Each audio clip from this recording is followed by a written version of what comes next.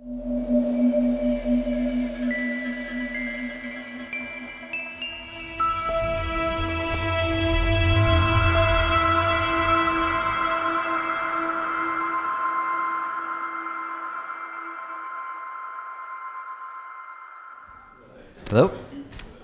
All right.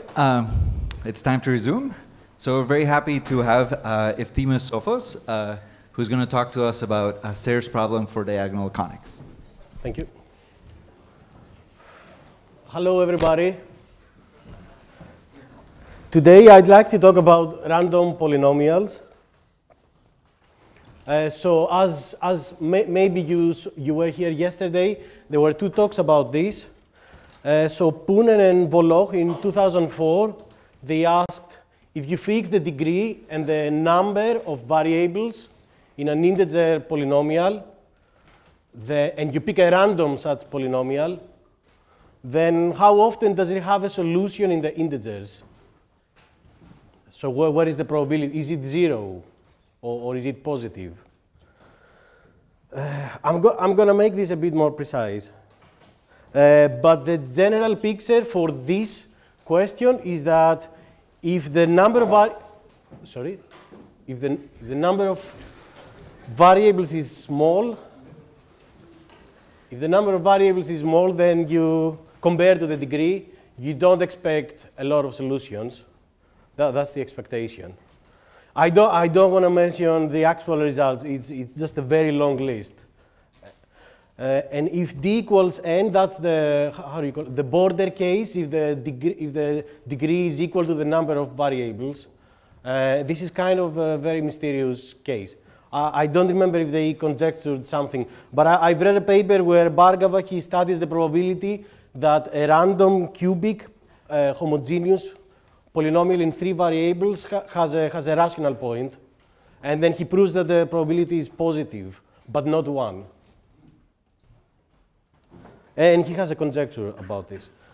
But if the number of variables is much big, well, actually just bigger than the degree, then we expect positive probability. And that's what the proof of this is what we saw yesterday, the last line. Well, I guess you need d plus 1. OK, and there's just one exception where you don't expect positive probability to find an equation with a solution, and it's when the degree is 2 and you have 3 variables. So these are conics. So this super special case, it was studied before by Serre. He had a paper, something like 91, I think, where he just studied families of conics. OK, so this is one of this was one of the motivating examples. You can find this equation in his paper. So he says, take 3 random integers in a big box. 3 random integers in a big box around 0. Let the box go to infinity. And then write down this equation here. a1 x1 squared plus a2 x2 squared plus a3 x3 squared. And then your question is, does it have an integer solution where every x1, x2, x3, where they're not all 0? So you want a non-trivial integer solution. And OK, 1990. So he wrote this paper in French, where he proves that the number of such soluble equations is way smaller than the total number of equations, which is of size b to the 3, right? The interval minus b to b has 1 plus 2b integers, so you expect b to the cube times a constant for the total number of equations. But he proved that you have an upper bound, which is b to the cube divided by log, a positive power of log. And he didn't specify the constant. And the reason is, if you use this analytic method, if you use the sieve, he was using the large sieve, then for technical reasons, this always gives you, even in way simpler situations, it gives you 2 times the expected constant.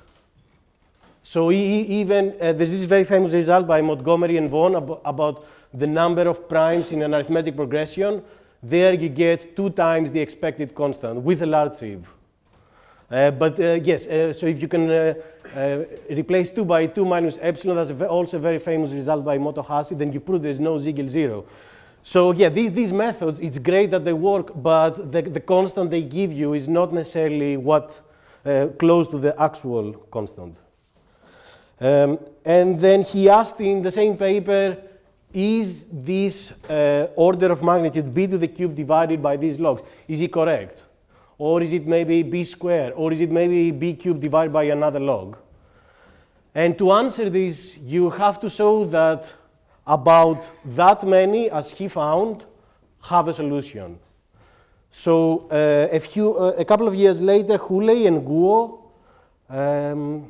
Guo, I think he was in Oxford, they independently proved the following thing, that you have a lower bound for the number of these soluble equations, and it's b cubed divided by log b to the 3/2. So it's the same counting function.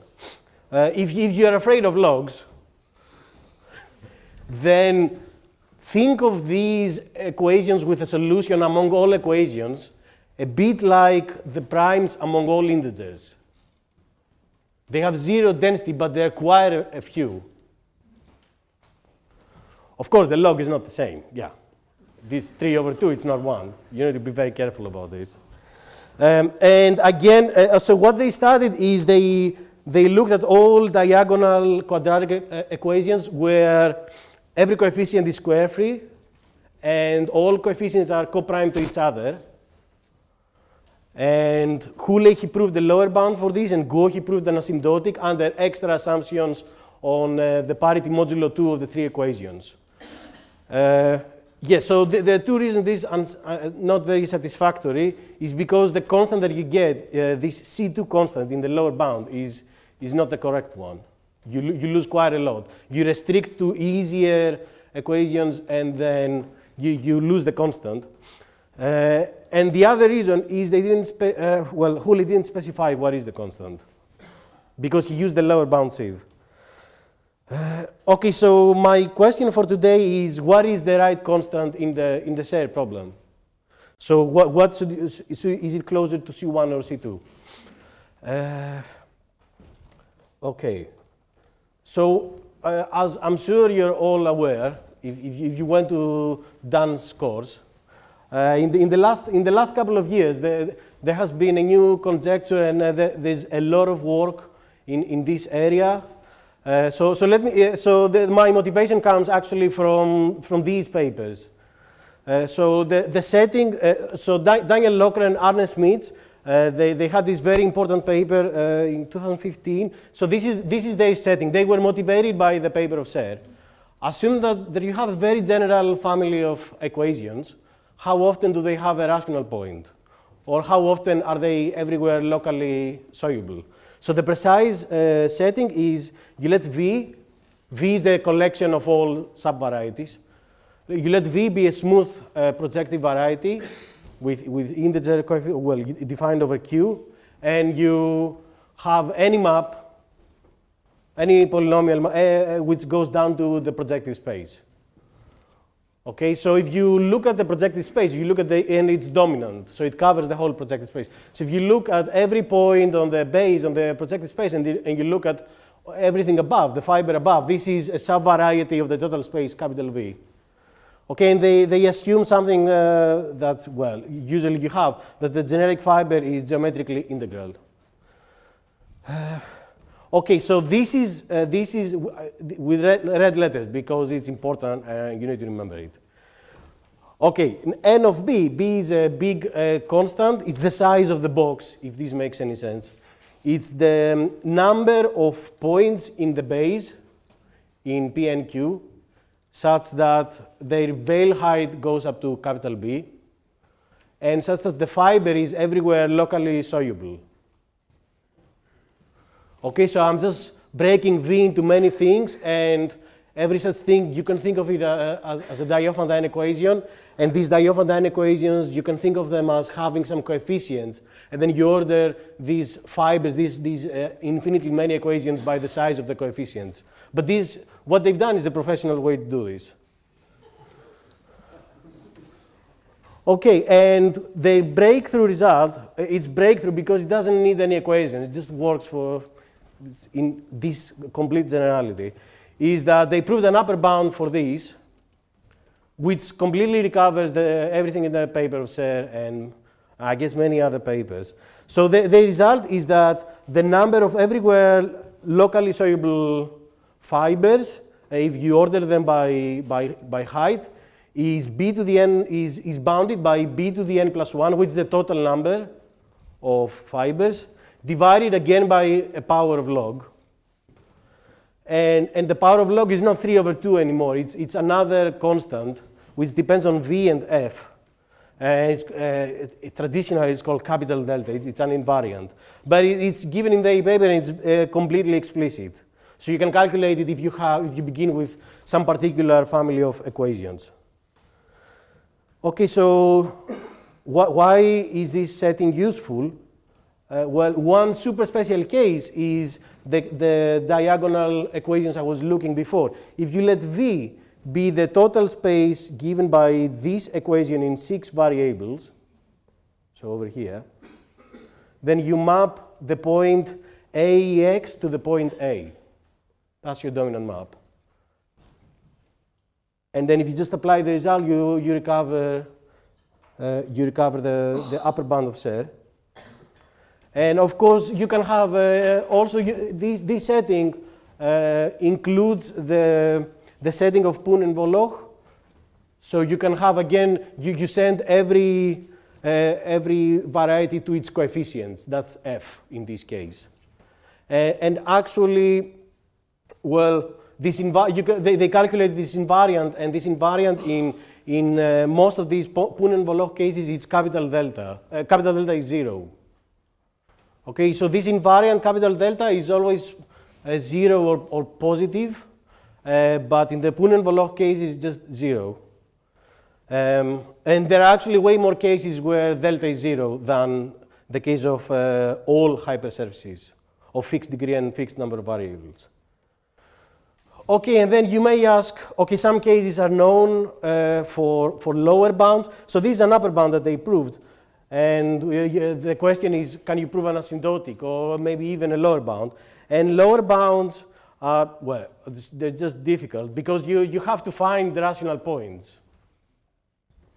If you want to abstract rational points, it's enough to find one prime for which there is no p-adic point. And this prime, it could be different for every variety.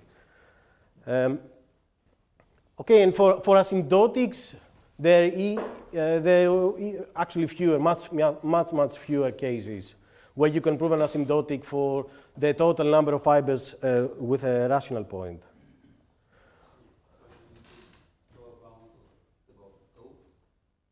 About? The value of the O, of the constant O? Any lower bound. So sometimes they prove, many papers, they prove the same lower bound. So b to the n plus 1 divided by the log to the delta. And there are some papers where they just prove that it grows polynomially. I can tell you the literature later. It's a very big literature. Yes, yeah. Everything is about local so far. So n of b will be log. It's n log from your paper. Yes. So that's actually, yes, thank you. That's my next point. So to make conjectures in this general setting of vibrations for global solubility is just way too difficult, even to make the conjecture, because you can have a lot of problems coming from so many places. So, I mean, yeah, good luck finding a conjecture. You cannot even do it in magma, or you cannot, yeah. It's impossible to use a computer for these questions. Anyway, but a conjecture that people seem to believe, I also believe, is one about everywhere locally soluble. And it applies to this general, super general setting that they had. Okay, so under extra mild assumptions, which I should say what they are, is that there exists at least one smooth, everywhere, locally soluble fiber. And what was the other one? The fiber above codimension 1 point in Pn contains one. Yes. Yes. Yeah, otherwise there are problems with this conjecture. Okay, but that's the conjecture. It tells you that in this general setting where you have this map from every V to the projective space, to any projective space, then the number of everywhere locally soluble fibers must satisfy this asymptotic. It's the upper bound that they proved. It agrees with the upper bound that they proved. Yes, but this is a difficult conjecture.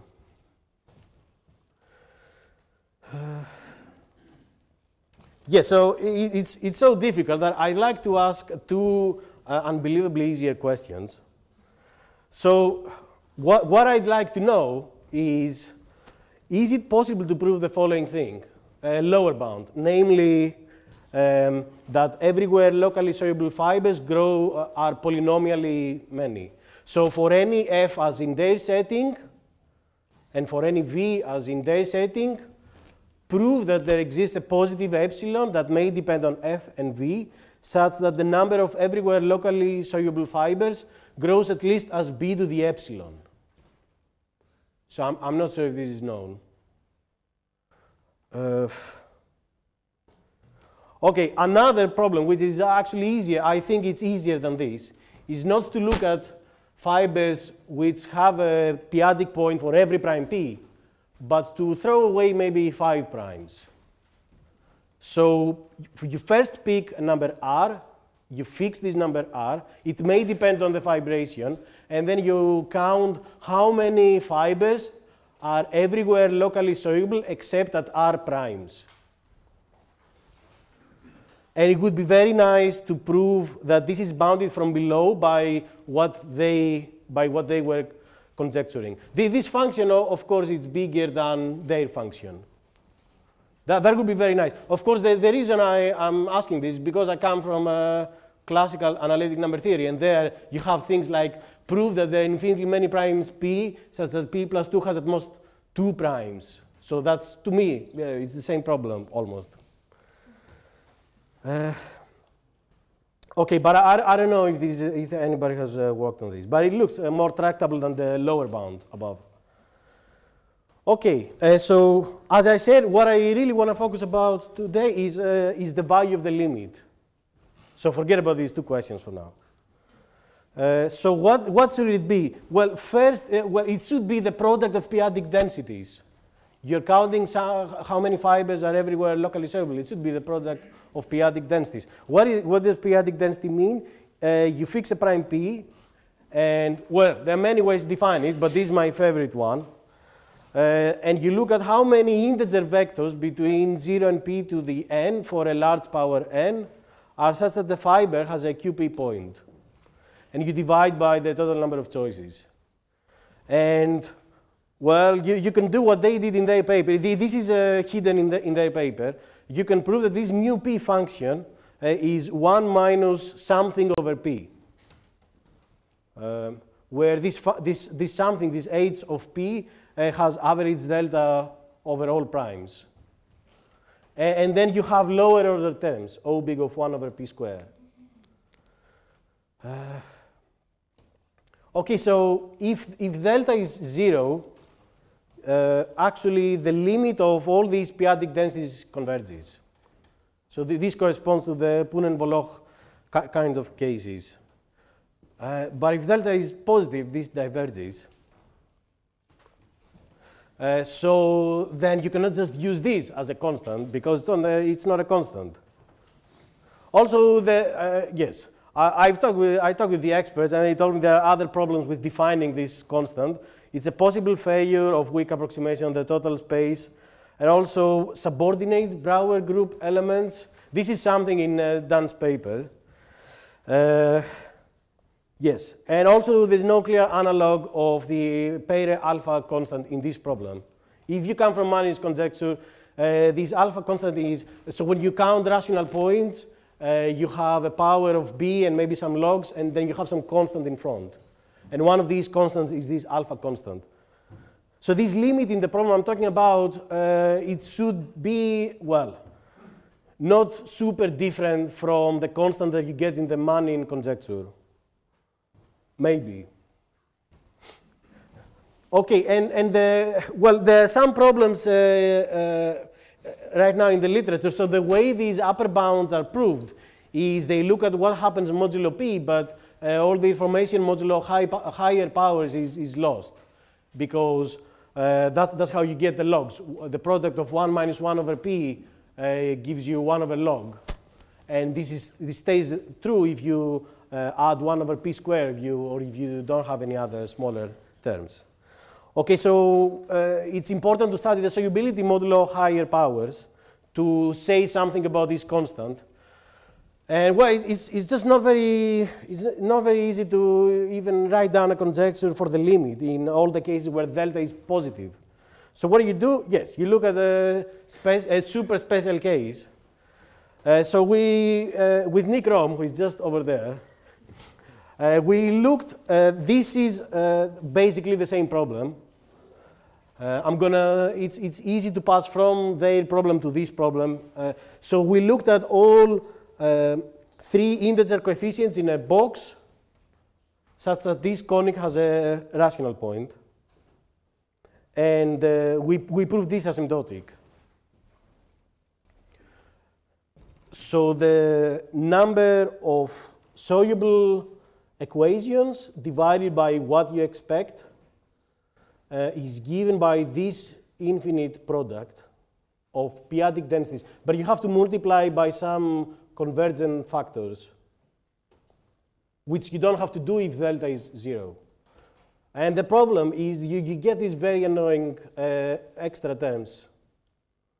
I will say many more things about this product later. But let me just say this mu p, again, recall it's the obvious, the obvious p-adic density of how many equations have a QP point. And we calculated explicitly for this example, and it has this, it's this rational function of p, which is, if you do some Taylor expansion around 0, it's 1 minus 3 over 2p. And that explains the logarithmic power, this 3 over 2. And if the two-adic density is different, it's 5 over 12. The L density is 3 over 4, but it's, yeah, maybe I'll talk about this later. Okay, so recall for exactly this problem, Serre proved that the lim supremum is bounded, and the other people, Hooley and Guo, proved that the lim infimum is not 0. Okay, so the techniques that we're using are related with this paper of Efthymios and Friedlander in 2010. So they were interested in a similar problem where you have the same equation, but one coefficient is 1. So they're looking at all diagonal conics where the coefficients are 1, A1, and A2. And they are in a box. And they proved an asymptotic, but they had this extra assumption that A1 is square free and A2 is square free, and that they are coprime. And that's where so you cannot use this also to make conjectures about the leading constant. Okay. I'm going to have to talk about the proof now. Okay, so let me go back. So here I studied this little n of b's is related to capital N of b. So here I'm counting just integer coefficients. But with Moebius inversion, you can go from one to the other. So I'll come back later to this. So believe me, this is the same problem. Okay, so let me just focus on the integer coefficients case. So I have this equation, A1, A2, A3, 3 coefficients. Let's say they're all non-zero, because these are the only ones contributing to the counting. So I will begin with, we begin with a factorization argument, which we wish we didn't have to do.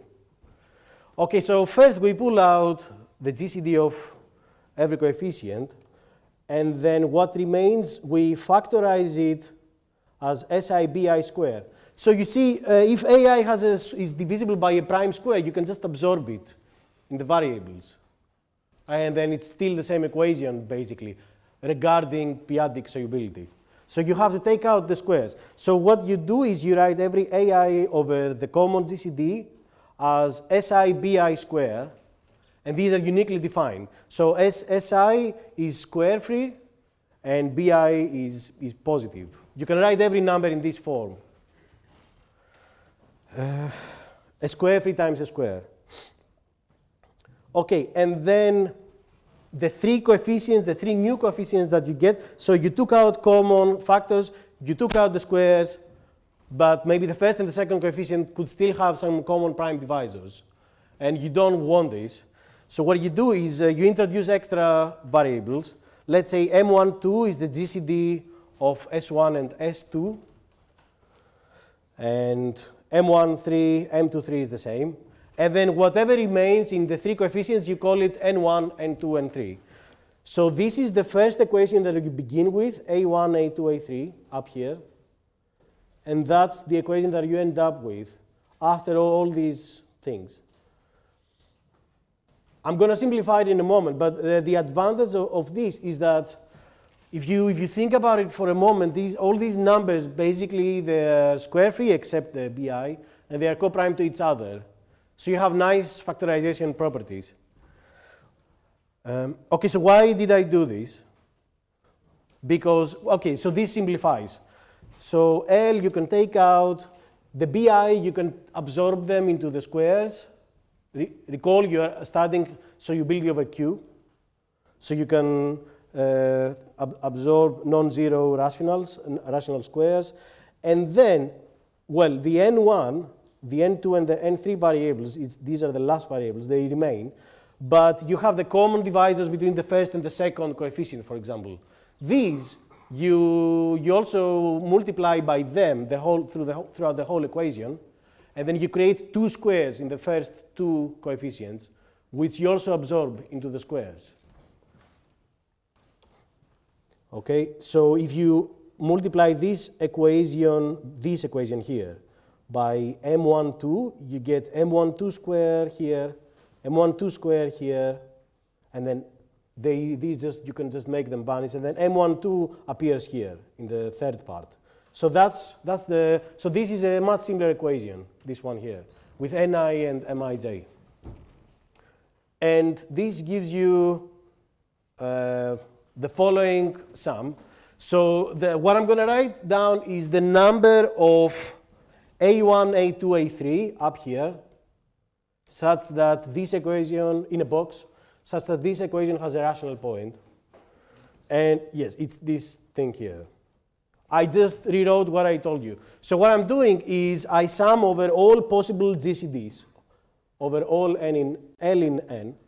And then I sum over all possible squares that I absorbed into the coefficients, over all B1, B2, B3. They're co-prime because first I took out L. And then I sum over all possible common GCDs. They are square free. And then I sum over all possible remaining parts. And you have really nice factorization properties. So all these remaining parts, they're square free and they're relatively prime. But the problem is you change the height of the problem. So you begin with three coefficients in a box of size B, and now you have an infinite family of simpler equations like those ones, where the three coefficients N1, N2, N3 are multiplied by some extra factors. And these extra factors, they change the height. So these, it's in red, these N1, N2, N3, because these are the only important variables in this expression. So Ni, they live in this box of size B divided by many of these variables. Okay, and then I should have said this indicator function adds 1 or 0 according to if this equation with these three coefficients has a rational point. So all I'm doing here is I didn't even do anything. I just factorized numbers. OK, and the second step is, well, you use the Hasse principle and some very nice analytic trick, the detectors. So let's say you have a diagonal conic with 3 coefficients that are all square free and co-prime to each other. If a prime divides the first coefficient, there's a very nice criterion to decide whether there is a p-adic point. And the criterion is even older than Hasse. You need the product of the other 2 coefficients multiplied by -1 to be a quadratic residue modulo the prime. And then you do this, you use this criterion for all 6 coefficients. But, OK, so this you knew way before, I mean, yeah, like 300 years ago. But how do you use it? So you need this Legendre symbol minus n2, n3, m1, 3. So here I put the coefficient, the second and the third coefficient, and p is a prime that divides the first coefficient. So you need this to be 1. So how do you check whether all the primes that divide the first coefficient are such that you have a p-adic point? Well, you multiply indicator functions. So this quadratic symbol must be 1. And in all other cases, the way I've set this up, it will be -1. So if you add 1 plus this symbol, and you divide by 2, this is an indicator function of the event you're interested in. And you take the product over all divisors, and you just open it up using Dirichlet convolution, and that's what you get. The 2's, you get every 2 for every prime divisor. So this is the divisor function, because all your numbers are square free. And then you get 2 Dirichlet sums, where they range over divisors of n1 and m23. So these are the coefficients in the first part of the equation. OK, tough odd. I wanted to be, I didn't know who would be in the audience. I want to be very rigorous. Tough odd is the number of odd divisors of m. And this symbol, well, now it has become the Jacobi quadratic symbol. It's not a Legendre symbol anymore. OK, and then, well, you just keep going. For reasons that will be obvious later, it's better if you introduce more variables. So here you have a sum over all divisors of n1. You just call di tilde the quotient. And then you just rewrite this expression in this way. So it's a sum so this detector function that sees whether the primes that divide the first coefficient always give you a p-adic point, now has this nice analytic expression. It's 1 over the divisor function multiplied by a sum over 4 integer variables. And then you add the plus minus sign. And then you do this for all 3 coefficients. And then what you have to use is quadratic reciprocity. If you do this for all 3 coefficients, OK, let me go back. If you do this for all 3 coefficients, you'll get a lot of these things. But sometimes you will get here in the upper part d1 and the lower part d2 in these other quadratic symbols. So you need to use a quadratic reciprocity. So one simple case is if you have odd positive mn, then you have this law, n over m multiplied by m over n is this -1 sign. And then if you apply it every time that you do this, then the previous long sum becomes this. So the previous sum had this, a sum over many variables, and you added 1 or 0 in the end according to if the a conic has a rational point. Now this is made explicit using the Hasse principle. So what you see here is the Hasse principle and quadratic reciprocity. So all these quadratic symbols, now they have all these bunch of variables. The problem is what's hiding. Yes, well, it's this -1 sign. You get a -1 every time you do quadratic reciprocity, and well, it's here. Yes, you do quadratic reciprocity a lot of times.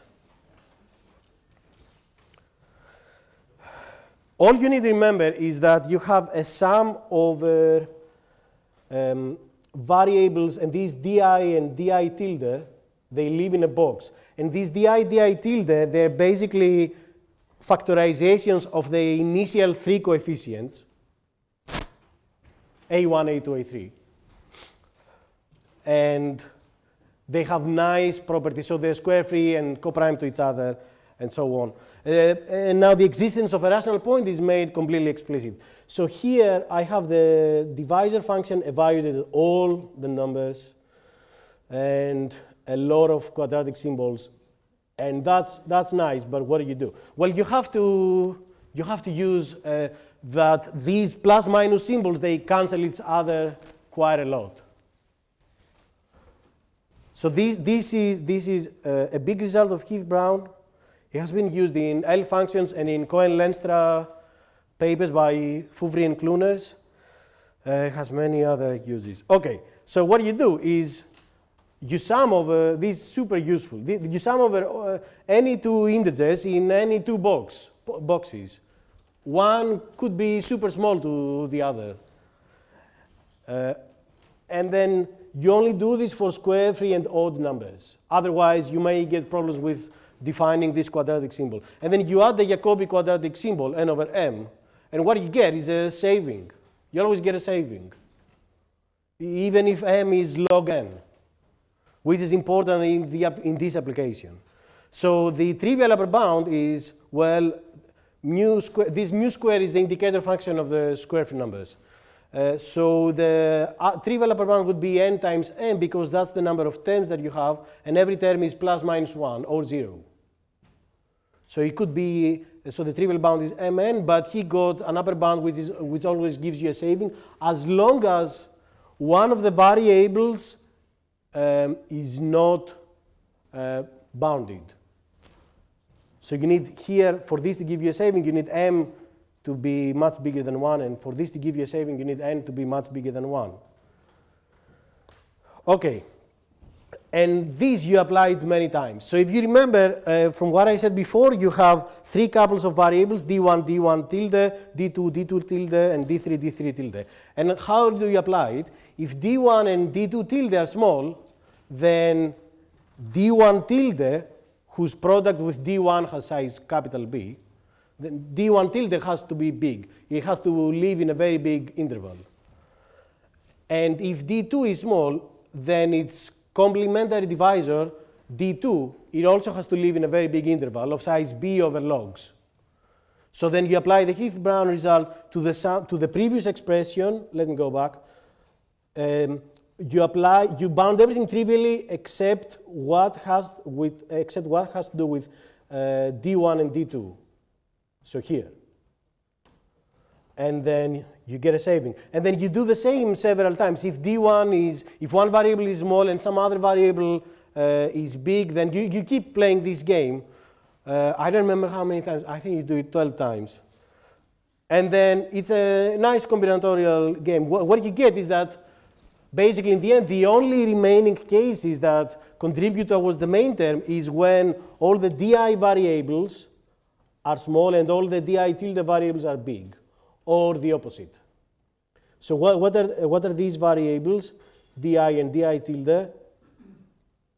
Let me go back. So this di tilde is what appears in the upper part of the quadratic symbol, and the di is what appears in the lower part of the quadratic symbol. Okay, and then basically the proof is almost done. Well, that's what we thought.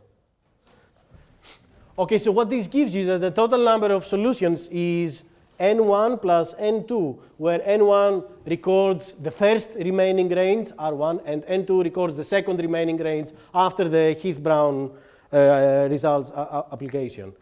And then the first range, n1, I just wrote it here. It's when all the di are small. It's in green because it's harmless.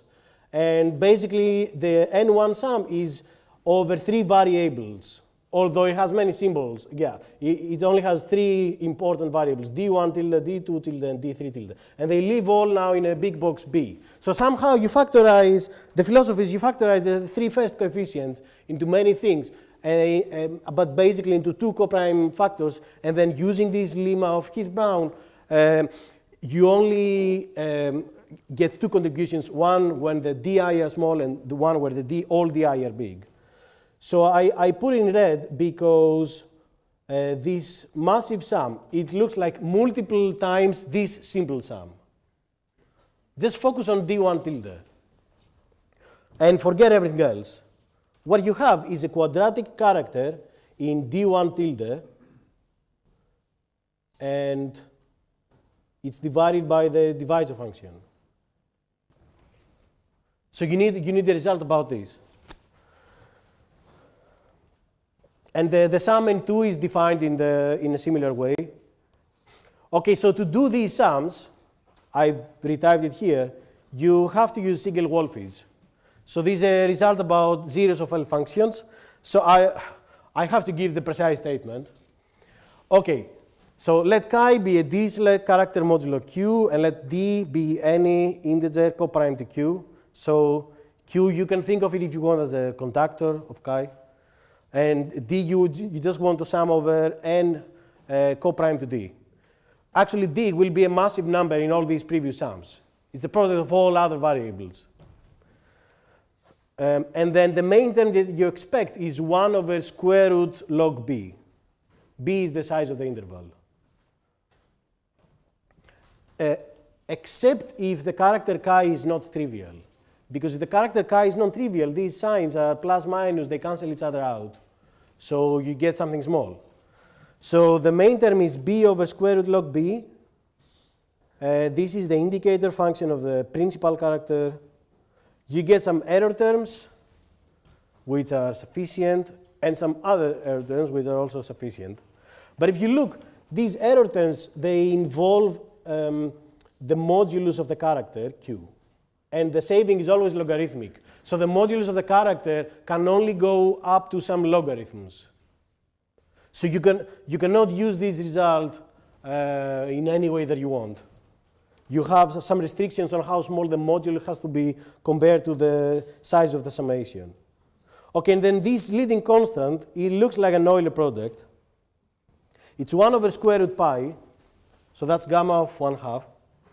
And then you have this infinite convergent Euler product, and then you have a finite Euler product, which gives you a lot of troubles. Because you have to apply this lemma 6 times. But it is useful. Well, okay, so as I said, the proof is just classical analytic number theory. You just apply it for the square root of L of S chi, and you use the standard zero-free regions for the Siegel zero, all this classical stuff. Okay, so here I copy-pasted the previous equation. That's what happens when you use Beamer. Okay, so recall this is the kind of, this is the sum that I want to use the previous Siegel-Wallisz theorem, this proposition, so I'm going to apply it to the sum over d1 tilde. So if you remember, d1 tilde, they go up to b. All the other variables are not important. And then the quadratic character is highlighted with red, is d1 over the other things. And these di, h, I, j are small. They go up to logarithms of b because you have restricted their size. They are the complementary divisors. You have restricted their size using before the Heath-Brown lemma. Yes, and then you do this for all the other remaining d2 and d3. Yes, you also need to do it for the sum n2. That's why I said 6 times. But the nice thing is that the main term in this Siegel-Wallisz proposition I had on the previous page, it vanishes, except if the character is trivial. So for example, when does this happen? If you have this quadratic character here, well, basically it's going to be trivial. You need the di to be 1 and the h1 to, these, you need them to be 1. Right? So a lot of the variables become 1 when you apply the Siegel-Wallisz theorem. However, you're still left, so if you think about it, you make these, some variables vanish, this di and the hij, but you're still left with the sum over L, the sum over the bi, which are the squares that you absorbed in the very beginning, and some complementary divisors hij. Okay. This is when we start having problems, because when you apply this lemma several times, let me go back. When you apply this lemma several times, you get a lot of these Euler products, and you have to take averages of these Euler products, and you have to apply Siegel-Wallisz again, and then you get new Euler products, and you have to take averages of these as well, and then you have to keep going. Okay, yes, but we did in the end. Okay.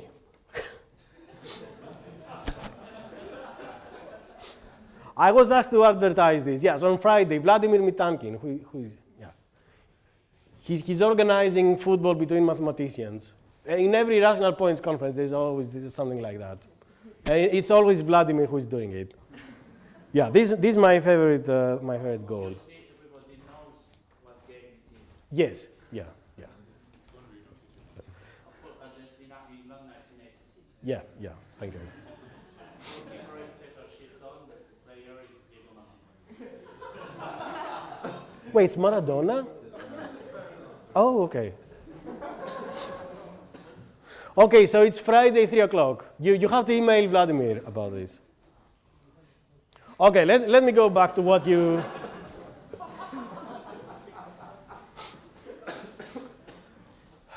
Okay, I'm not going to torment you more with football pictures. Okay, the approach so far, everything is, I swept everything under the carpet. When you apply these Siegel-Wallisz theorems, this is like 80% of the paper. It has a lot of computations, but this is what you get in the end. If it works, it gives you something very explicit. And you get the right asymptotic b cubed over log b to the power 3 over 2 times this constant. There's a lot of work involved in getting this constant. Okay, so this is an infinite product over primes. And then you have these weird factors. Yeah, and that's it, right? Except, yes, my main question is I want to understand this constant. That's my main problem. What is this limit in the Serre problem? It does have a good interpretation. So remember, this p-adic density of solubility is given by, I just copy-pasted this from the first pages. You count how many vectors modulo p to the n are such that the fiber has a p-adic point. Okay, it's a very elementary object. And what we find out, I mean, usually when you do these things, when you count rational points, these limits, they stabilize. But in this case, it doesn't stabilize. So let me just give you a little idea how to compute these p-adic densities. You factorize every coefficient ai into its p-adic valuation, and then you call ci the p-adic unit. And then, well, if you plug this equation, AI, you replace AI by P to the VI multiplied by CI, you get some equation here, up here in the definition of the p-adic density. So one coefficient could be like P to the 3 times x squared. And then you absorb all the squares. I mean, P to the 3x squared plus y squared plus z squared, it has a p-adic point even only if P x squared plus y squared plus z squared has. So you absorb, you can assume all the powers are 0 or 1. And, well, this comes at a little cost. So you have a sum over all parities of powers. So T1, T2, T3 here is 0 or 1. There are 8 possibilities. And then you sum over all possible valuations, which are congruent to Ti modulo 2. And then you sum over all p-adic units. And if you do the counting correct, that's the correct box, p to the n minus vi.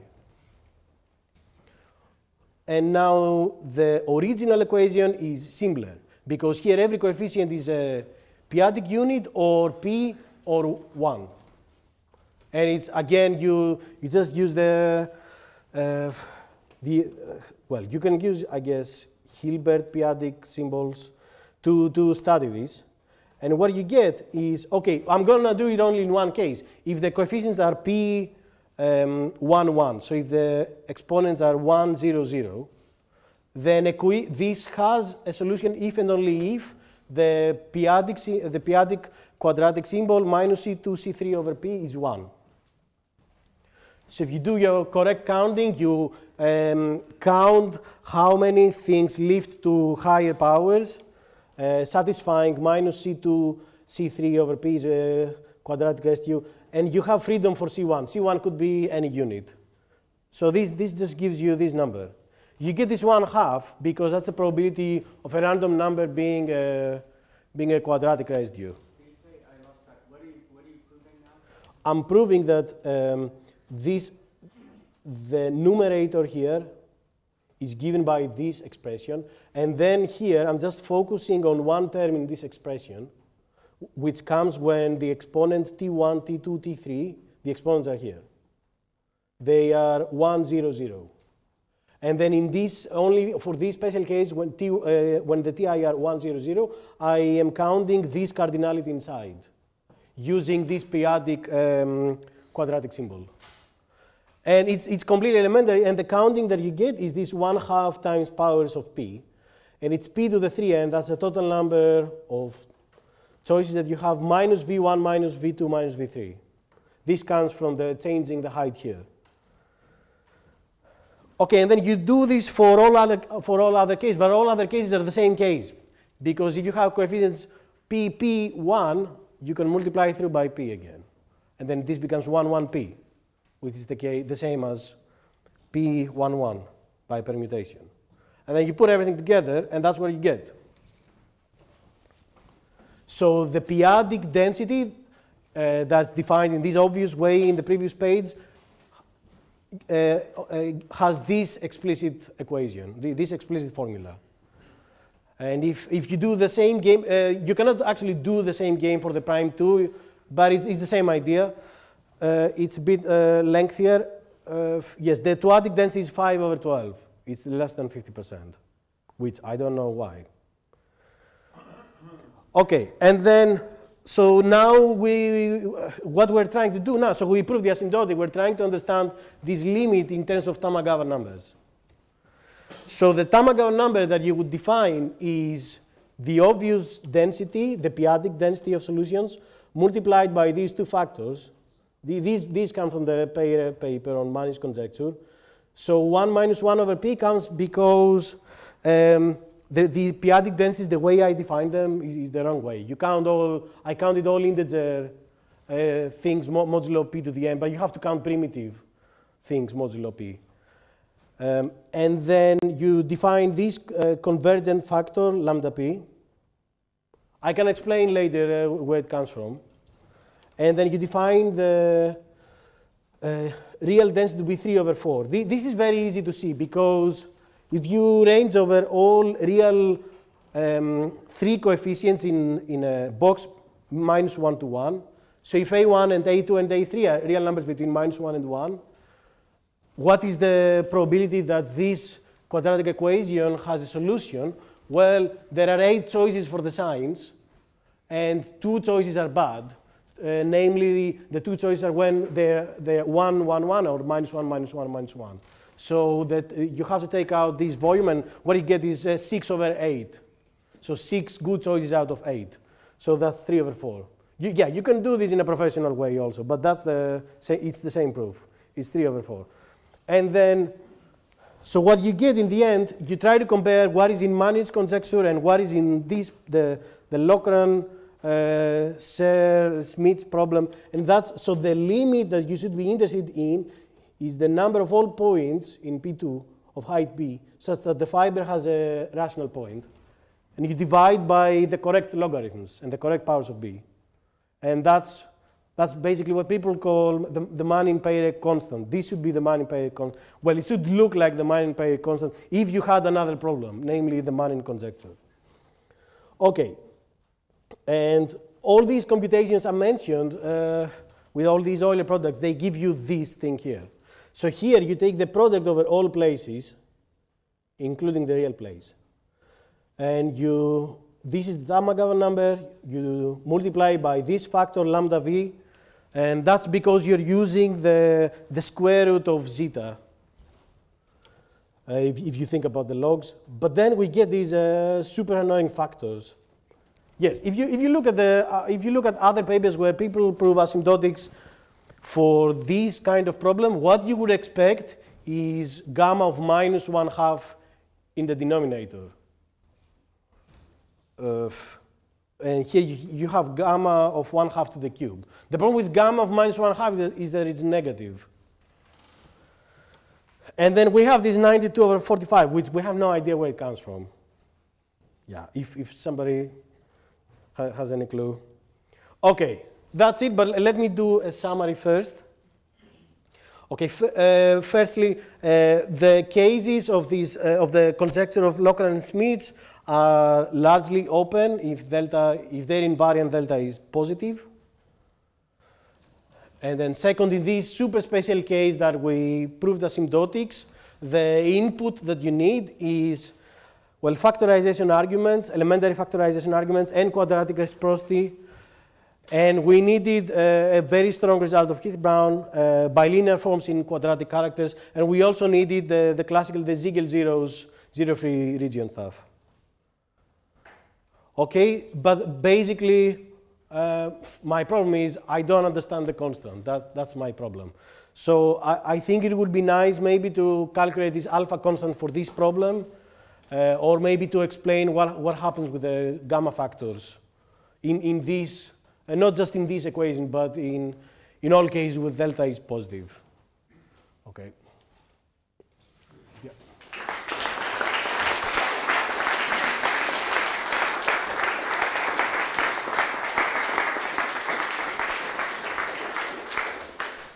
Thank you very much. Questions?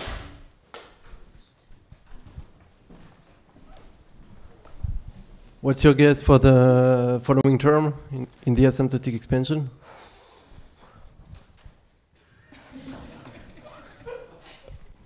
I mean, it would be nice if there was an analog of the Li function, like a logarithmic integral, something like the integral of 1/square root log t. But I really think there's nothing like this. So yes, my guess is there should be lower order terms. Actually, we tried to do it in magma, and the convergence is unbelievably slow. Yes, so the next term, you save one logarithm. That's my guess. Yes, but there is no reason for it. Yeah. So it's plus, wait, so it should be, let me just write it. So n of b, c,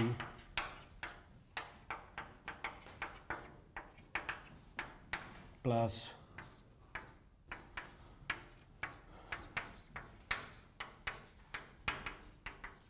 smaller things. Yeah, but I don't know what is this C prime.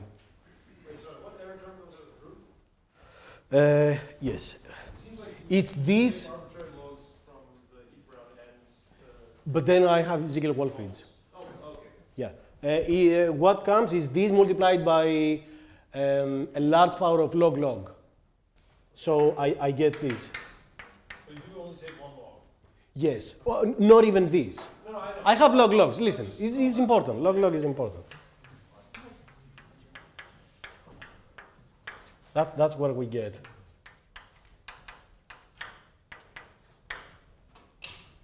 Yeah.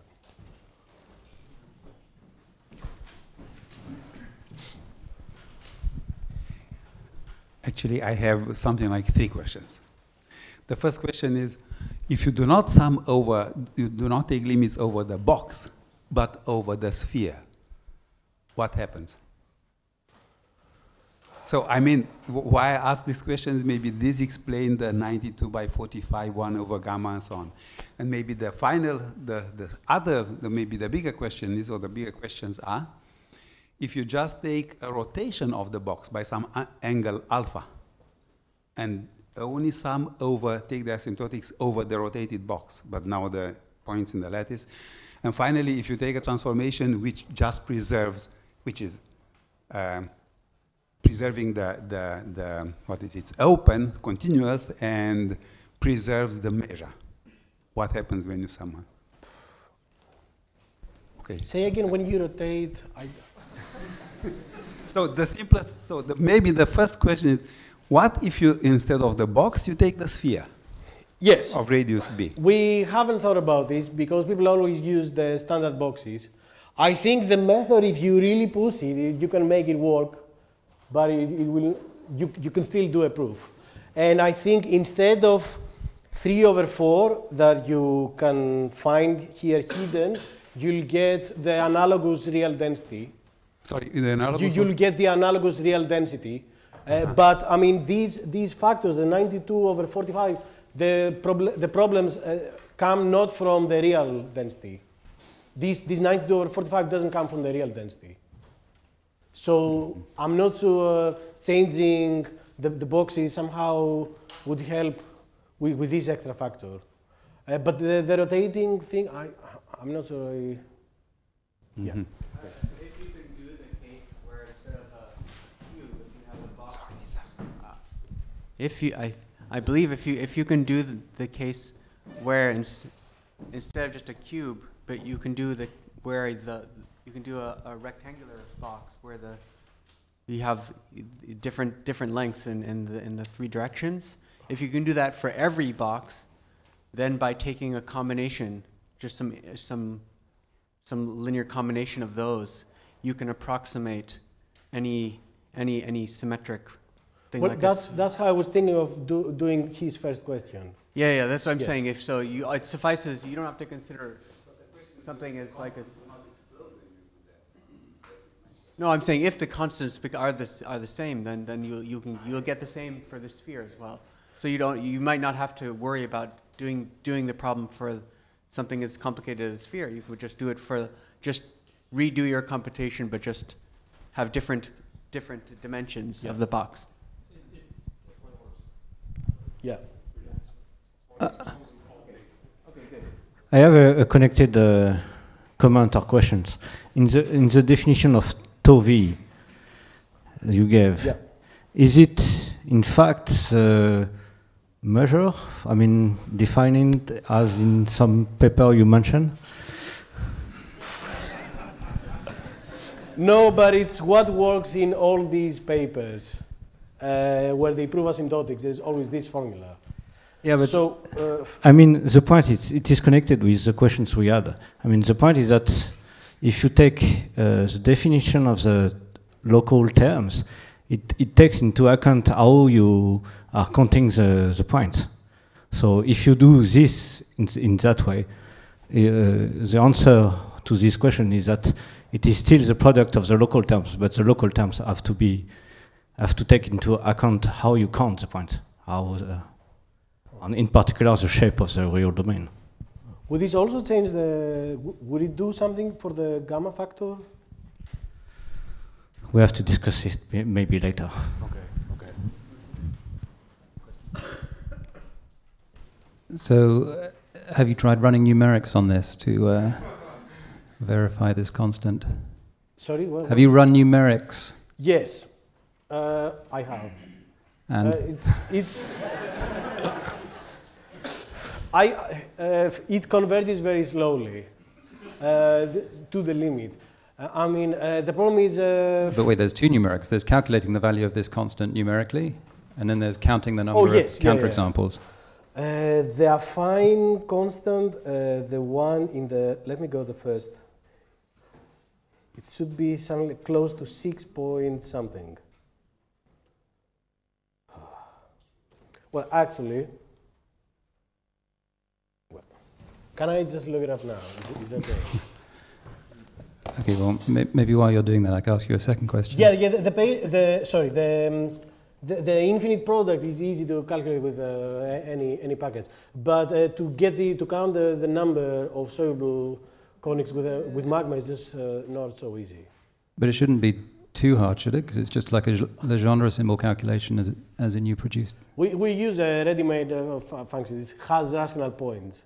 But that's probably overkill for this. Yeah, okay, I know. But we can go up to 600, I think. We just got 1,000. Really? Yeah. Okay. Well, that's. I've made a table Can you see these? Okay. Yeah. So the height b, the ratio is like 10? Yes, I mean, for B is 50, 60, 80, it stays to 11, and then it starts dropping at 300, 10, 10.8, 10.4. And the value of your constant is like 6? But this, yes. Ah. Yeah. But this is only up to 600. I mean, also I'm not counting the ones in this magma program, I'm not counting the ones where one of the coefficients is 0. I'm not having them here. Okay. So you should take, you should have a bit more. But I mean, to fight the lower order terms, these logarithms, you have to go up to 1 million. Yeah. Okay, my second question was, I think Hooley also looked at proving a lower bound when you have a general ternary quadratic form, where you get a different exponent of the log. Yeah. Do you have the stomach for this? Yeah, I was hoping me and Nick we would do it in the next month. Okay, yeah, sure. But it's basically, there's no new, there's no new input. It's just you diagonalize the equation. But it's just super technical. So you still use the same kind of L function, factorization things, but it's going to be way longer, and harder. All right, well, let's thank Efthymios again.